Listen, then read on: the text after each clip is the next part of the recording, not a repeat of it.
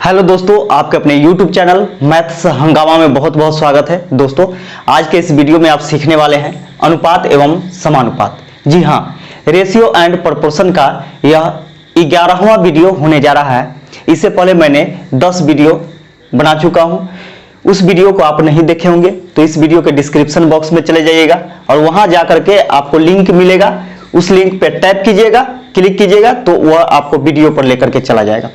और यह वीडियो आपको अगर अच्छा लगे तो दोस्तों में ज्यादा से ज्यादा आप शेयर कीजिए, और आप नए हैं तो चैनल को सब्सक्राइब कर लीजिए ताकि इसी प्रकार का वीडियो आपको मिलते रहेगा। तो आइए शुरू करते हैं। इस वीडियो में हम लोग 101 से पढ़ेंगे। 100 तक हो गया था कंप्लीट, 101 से इसमें हम लोग पढ़ेंगे। तो आइए देखिए 101 नंबर क्वेश्चन क्या कहता है कि यदि 14x 56 के क्रमागत अनुपात में है तो x ज्ञात करें। 14x और 56 जो है एक क्रमागत अनुपात में है।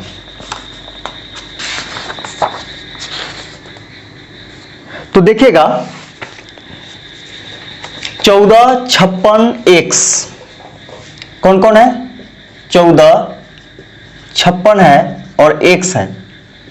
यह एक क्रमागत अनुपात में है। तो x का मान ज्ञात करना है, यानी एक क्रम से है। तो यहां पे देखिएगा कि इस प्रकार के प्रश्न बनाने का तरीका है कि हो गया आपका 14 अनुपात x, यहां पे समानुपात हो जाएगा। फिर यहां x लिखेंगे और इसके साथ भी, यानी 56 के साथ भी अनुपात में x और 14 के साथ भी अनुपात में x करेंगे। अब यहां से देखिएगा कि यह समानुपाती है। तो आप जानते हैं कि नजदीक में नजदीक से गुना करते हैं और दूर में दूर से गुना करते हैं। x में x से गुना कीजिएगा तो x स्क्वायर हो जाएगा। 14 से 56 में गुना कीजिएगा तो देखिए 14 छक 84 के 4 हासिल 8, 14 पचे 70, 70 और 8 78, 784 हो गया।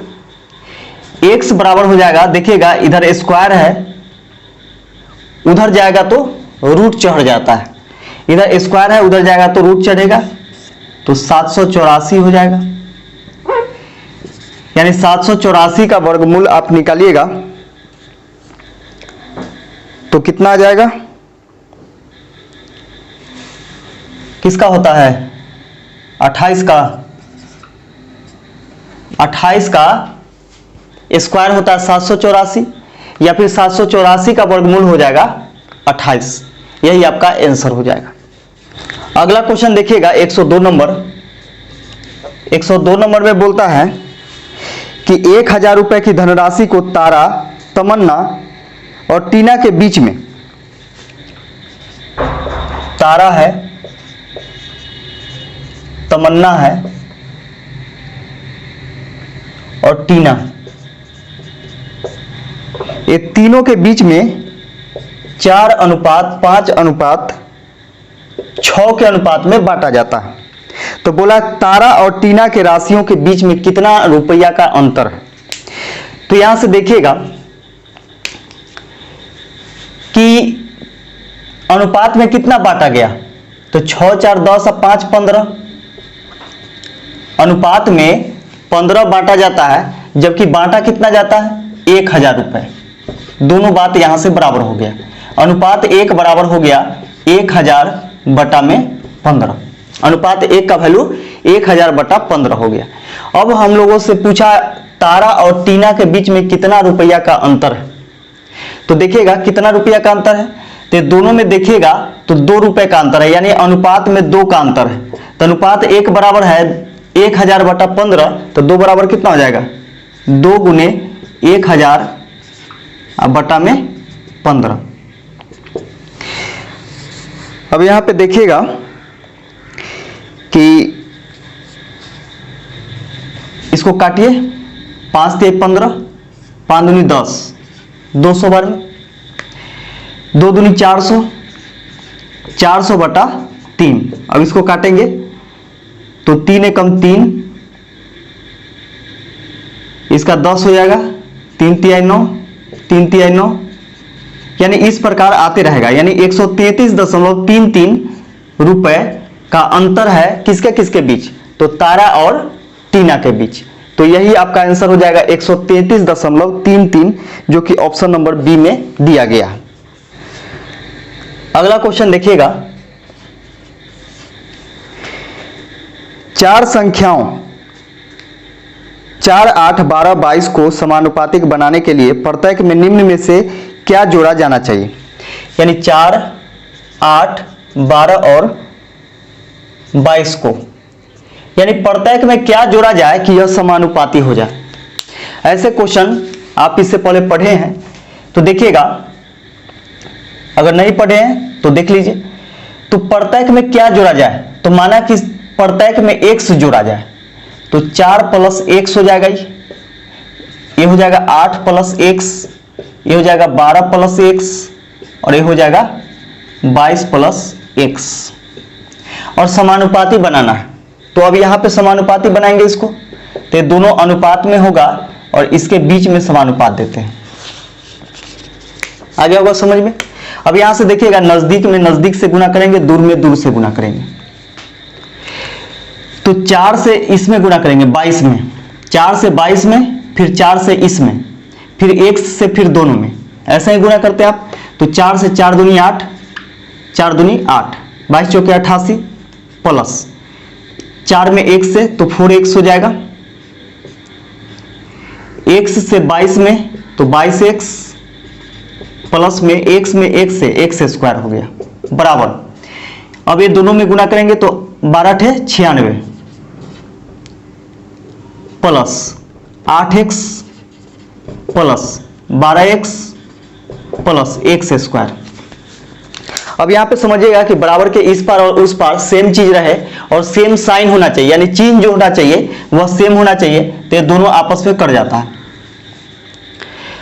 x वाला को एक साथ जोड़ेंगे तो 22 और 4 26x हो जाएगा, और प्लस में 88, और उधर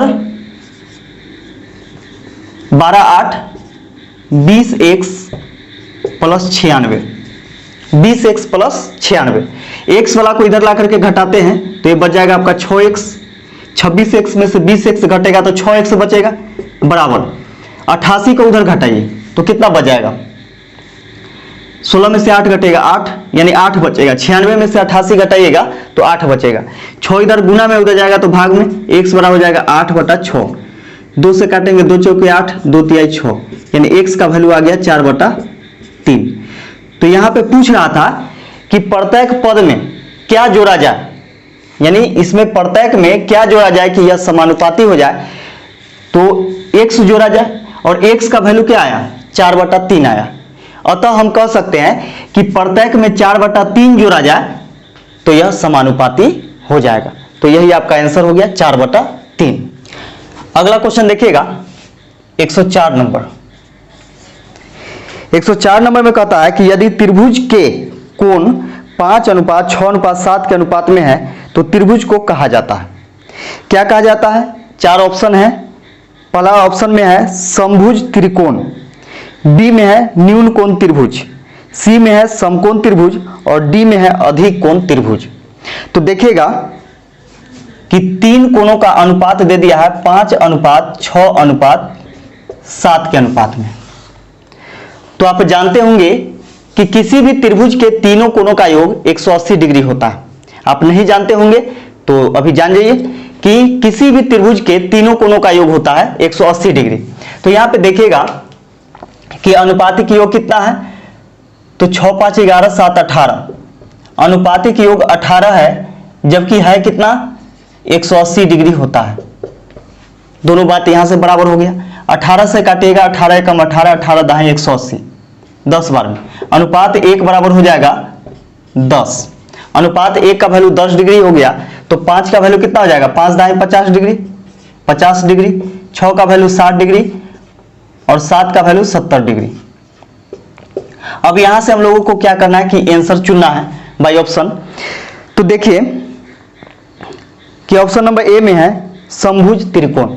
तो समभुज त्रिकोण वैसा त्रिकोण होता है, यानी वैसा त्रिभुज होता है जिसका तीनों कोण आपस में बराबर होता है। तो देखिए तीनों कोण आपस में बराबर है क्या? 50, 60 और 70 को हम तीनों को बराबर कहेंगे? तो बराबर नहीं कहेंगे, अतः यह समभुज त्रिकोण नहीं है। बी में देखिएगा कि न्यून कोण त्रिभुज। न्यून कोण त्रिभुज किसे कहा जाता है? तो वैसा त्रिभुज जिसका प्रत्येक कोण 0 डिग्री से बड़ा जबकि 90 डिग्री से छोटा होना चाहिए।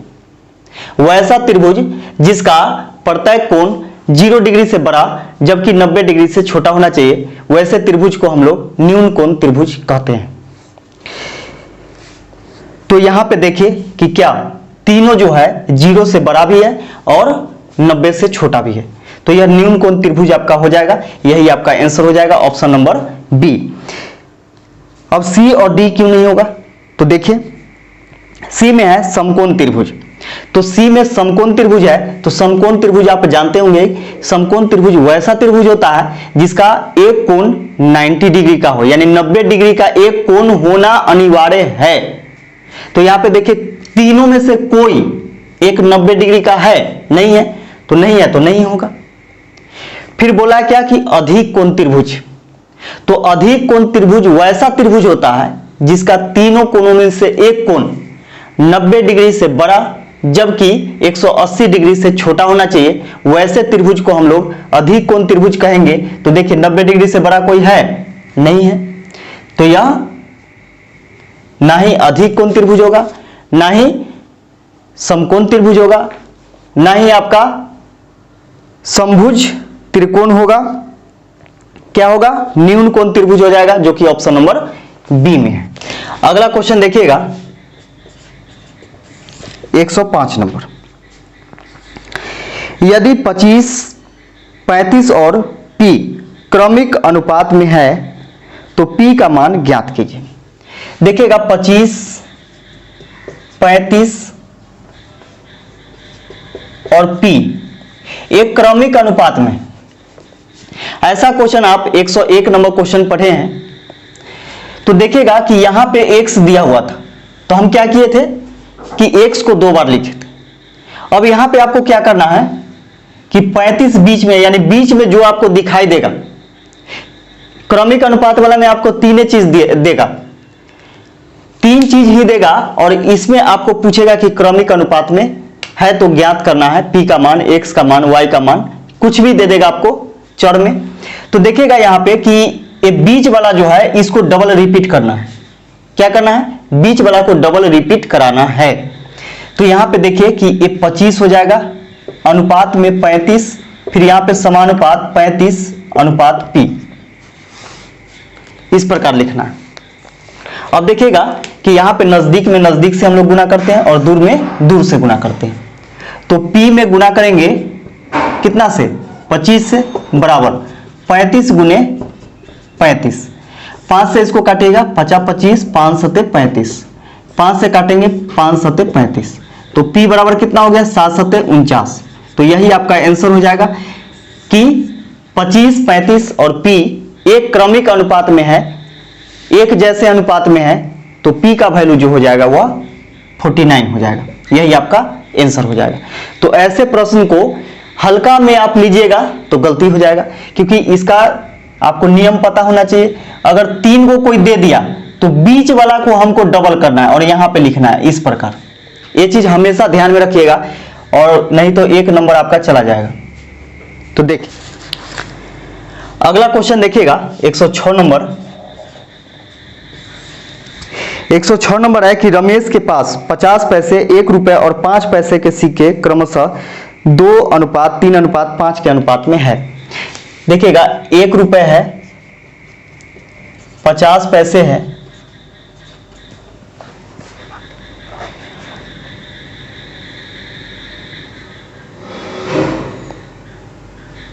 सबसे पहले 50 पैसा दिया हुआ है। देखिए 50 पैसा, 50 पैसे, 1 रुपए और 5 रुपए। 50 पैसे, 1 रुपए और 5 रुपए के सिक्के क्रमशः, यानी सिक्का का अनुपात हम लोग को दे दिया है 2:3:5। 2:3:5 के अनुपात में यह क्या है? सिक्कों का अनुपात। ये सिक्कों का अनुपात है। उनके पास कुल रकम 116 रुपए है, तो उनके पास 50 पैसे के कितने सिक्के होंगे? ऐसे प्रश्न बनाने का तरीका है कि देखिए यहां पे कि आपको सिक्का का अनुपात जब देगा तो आपको कुल मूल्य देगा, जबकि मूल्य का अनुपात देगा तो कुल सिक्कों का संख्या देगा। हम लोग को क्या करना है कि आप जानते होंगे अनुपात में कि अनुपात में समान राशि ही करता है, या फिर समान राशि को ही तुलना करने के लिए हम लोग अनुपात में लिखते हैं। यानी दो समान राशि को तुलना करने के लिए हम लोग अनुपात में लिखते हैं। तो यहाँ पे देखिए कि 1 रुपया है और 1 सिक्कों की संख्या, तो सिक्कों की संख्या बराबर रुपया हम लिख सकते हैं? नहीं लिख सकते हैं। या तो रुपया बराबर रुपया आपको लिखना पड़ेगा, या फिर सिक्कों की संख्या बराबर सिक्कों की संख्या लिखना पड़ेगा। तो हम लोगों को रुपया दे दिया गया है कि रुपया कुल मिलाकर के 116 रुपया है ना। तो 116 रुपया है, जबकि यहाँ पे हम लोग अनुपातिक रुपया निकालेंगे और रुपया बराबर रुपया करेंगे। तो यहां से आप समझ सकते हैं कि देखिएगा 50 पैसा का 2 सिक्का, ये सिक्कों की संख्या का अनुपात है। देखिए सिक्कों का अनुपात है, तो यहां पे हम कह सकते हैं कि 50 पैसा का 2 सिक्का है, 1 रुपए का 3 सिक्का और 5 रुपए का 5 सिक्का। तो यहां से आप कह सकते हैं कि 50 पैसे का 2 सिक्का यानी 1 रुपया, 50 पैसे का 2 सिक्का बराबर क्या? 1 रुपया। 1 रुपए का 3 सिक्का बराबर 3 रुपया, और 5 रुपए का 5 सिक्का यानी 25 रुपया। अब यह जो आया यह रुपया का अनुपात आ गया, यह आ गया आपका रुपया यानी मूल्य का अनुपात हो गया। तो देखिएगा अनुपातिक योग कितना है? 3 1 4 5 4 9 29। अनुपात में 29 रुपया है, जबकि है कितना? 116 रुपया। दोनों बात यहां से बराबर। 4 बार में कटेगा क्या? 9 चौके 36 के 6 हासिल 3, 4 दूनी 8 3 11।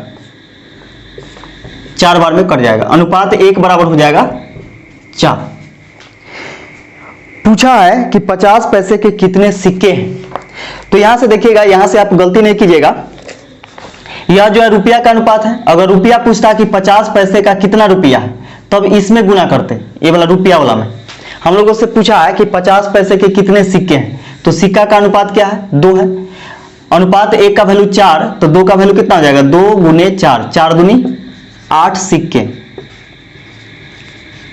50 पैसे के कुल 8 सिक्के हैं। अगर रुपया का बात करता तो यहां पे गुना करते 4 एकम 4 रुपया। तो आप समझ गए होंगे, इसको लिख लीजिए। अगला क्वेश्चन देखिएगा 107 नंबर। इसमें कह रहा है कि यदि P अनुपात 18 समानुपात, देखिए P अनुपात 18 समानुपात 5:3, तो पूछ रहा है कि P का मान क्या होगा। तो ऐसा प्रश्न आप पढ़े होंगे। तो इसमें क्या करते हैं कि नजदीक में नजदीक से गुना करते हैं और दूर में दूर से गुना करते हैं।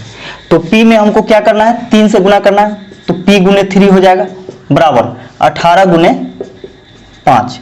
3 से इसको काटिएगा, 3 6 18, P बराबर हो जाएगा 6 5 30। यही आपका आंसर हो जाएगा। अगला क्वेश्चन देखिएगा कि 1870 रुपए को 3 भागों में इस प्रकार विभाजित करें ताकि पहले भाग का आधा। तो माना कि पहला भाग क्या है? A मान लेते हैं, दूसरा भाग B मान लेते हैं और तीसरा भाग C मान लेते हैं। यानी 1870 रुपए को 3 भागों में इस प्रकार विभाजित किया जाता है ताकि पहले भाग का आधा।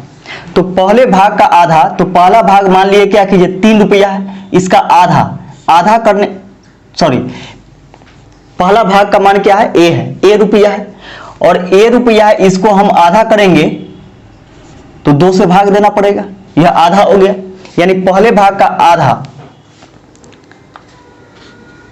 दूसरे भाग का 1/3, दूसरे भाग का 1/3, दूसरे भाग का 1/3, 1/3 मतलब 1/3। तो इसको बटा में 3 भी लिख सकते हैं, कोई दिक्कत नहीं है।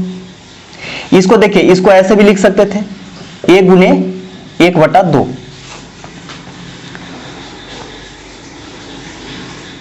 और तीसरे भाग का 1/6 आपस में बराबर है।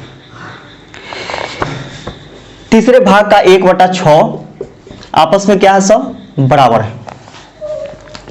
तो देखिएगा कि ऐसा प्रश्न जब भी आए, ऐसा प्रश्न जब भी आए तो यहां पे क्या करते हैं कि देखिए a/2 है, जैसे देखिए a/2 हो गया, ये b/3 हो जाएगा और c/ कितना हो जाएगा, 6 हो जाएगा।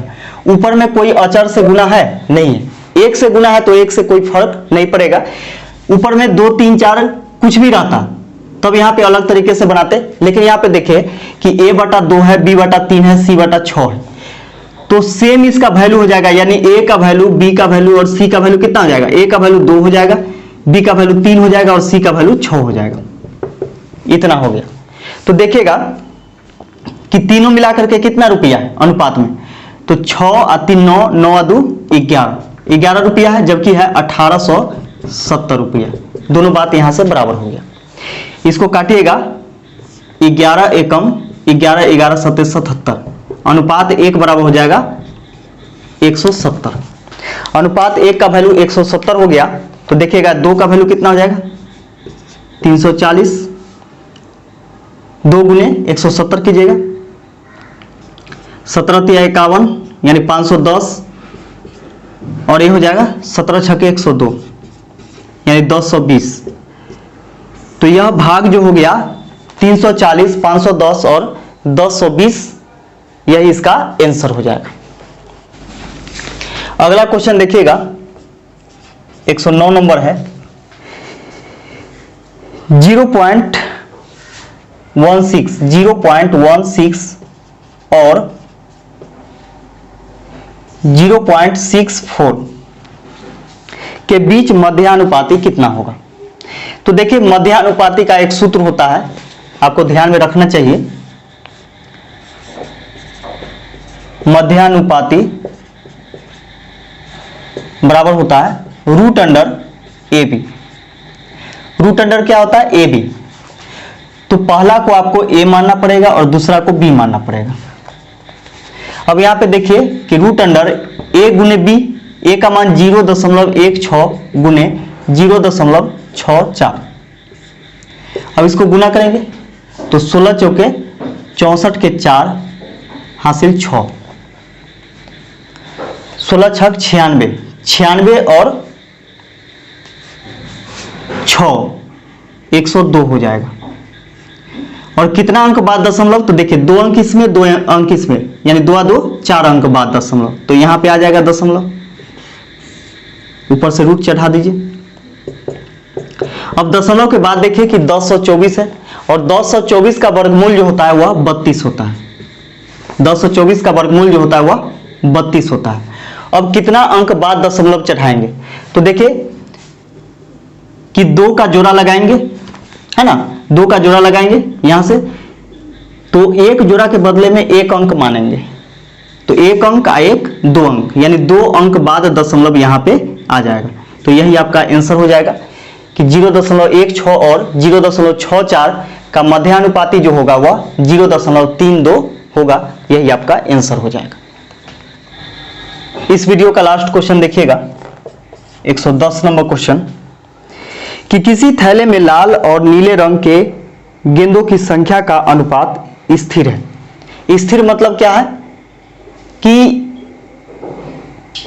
कोई उसमें बदलाव नहीं हो रहा है। जब उसमें 44 लाल गेंद थी तो नीले गेंदों की संख्या 36 थी। जब उसमें 44 गेंद था तो नीला गेंद कितना था, 36 था। यदि नीले गेंदों की संख्या 54 हो तो थैले में लाल गेंदों की संख्या कितनी होगी। अब यहां पे देखिएगा कि माना कि x लाल है और नीला है, लिखिए लाल और नीला। लाल और नीला है तो दोनों स्थिर अनुपात में था, दोनों को हम लोग क्या करते हैं कि x मान लेते हैं, ठीक है। अब यहां पे देखिए कि x मान लिए, तो इसमें कितना था, जब उसमें 44 लाल गेंद थी, तो लाल गेंद 44 अगर हम मानते हैं तो 44 x हो जाएगा, जबकि नीला गेंद जो था वह 36 था, तो इसको अब 36x मान लेंगे। अब बोला है कि यदि नीले गेंदों की संख्या 54 हो तो थैले में लाल गेंदों की संख्या कितनी होगी। अब यहां पे बोला है कि 54 गेंद जो है वह कौन है, नीला गेंद है। तो नीला गेंद यहां पे देखिए कि 36x है, लेकिन है कितना, 54 है। यहां से हम लोग निकाल सकते हैं 9 चौके 36, 9 छक 54, 2 दूनी 4, 2 तिया 6, x बराबर हो जाएगा 3/2। x का मान हो गया 3/2। तो यहां से हम लोग देखते हैं कि x का मान 3/2 आ गया, तो इसको हम लिख सकते हैं 44 गुने 3/2। 2 से काटेंगे 22 दूनी 44, 22 तिया 66, यानी 66 गेंद इसका आंसर हो जाएगा, जो कि ऑप्शन नंबर ए में है। तो इसको आप समझ गए होंगे। तो चलिए फिर हम लोग मिलते हैं नेक्स्ट वीडियो में। वीडियो देखने के लिए आप सभी को बहुत बहुत धन्यवाद।